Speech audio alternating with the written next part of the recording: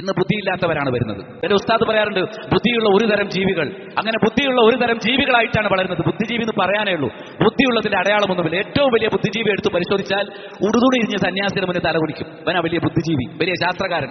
ഏറ്റവും വലിയ ബുദ്ധിജീവികൾ എടുത്ത് നോക്കിയാൽ ഒരു ഉപഗ്രഹത്തെ വിക്ഷേപിക്കണമെങ്കിൽ രാഹുകാലം നോക്കി നിൽക്കും. ഇതാ അവിടുത്തെ ബുദ്ധിജീവി. അന്ധവിശ്വാസങ്ങളുടെ പിറകെ പോകുന്നവർ, സൃഷ്ടികളെ മലമൂത്ര വിസർജനം ചെയ്യുന്നവരെ ആരാധിക്കുന്നവർ, മയ്യത്തുകളെ പൂജിക്കുന്നവർ, നിർജീവ വസ്തുക്കളെ, കല്ലുകളെ ആരാധിക്കുന്നവർ, മരങ്ങളെ ആരാധിക്കുന്നവർ, ഇതാണ് നമ്മുടെ ബുദ്ധിജീവികൾ. ഏതല്ല ബുദ്ധി? ഈ പ്രപഞ്ചത്തിൽ ഒരു സൃഷ്ടാവ് മാത്രമേ ഉള്ളൂ എന്നും അവനെ മാത്രമേ നമ്മൾ വിളിച്ചു പ്രാർത്ഥിക്കാവൂ എന്നും ഈ മയ്യത്തുകളെയും ശവങ്ങളെയും മഖ്ബറകളെയും ജാറങ്ങളെയും അതിൽ മറമാടപ്പെട്ടവരെയും പൂജിക്കാൻ പാടില്ല എന്നുമുള്ള തിരിച്ചറിവ്, അതാണ് ബുദ്ധി. അർഹതയുള്ളവനെ മാത്രം ആരാധിക്കണം.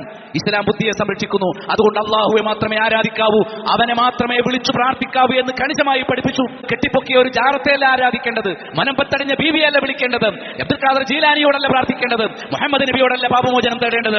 അതേപോലെ തന്നെ സൃഷ്ടികളോട് നരകമോചനം തേടുന്നു, മമ്പറന്തങ്ങളോട് മഴ ചോദിക്കുന്നു, ഉള്ളാള് തങ്ങളോട് ആരോഗ്യം ചോദിക്കുന്നു, ഭീമാപ്പള്ളി ഉമ്മയോട് സൗഖ്യം ചോദിക്കുന്നു. ഇങ്ങനെ സൃഷ്ടികളോട് ചോദിച്ചാൽ അത് തികഞ്ഞ ബുദ്ധിശൂന്യതയാണ്. അത് ബുദ്ധിക്ക് യോജിക്കുകയില്ല, അത് പ്രമാണത്തിന്റെ പിൻബലമില്ല, അത് അള്ളാഹു ഇഷ്ടപ്പെടുന്നില്ല.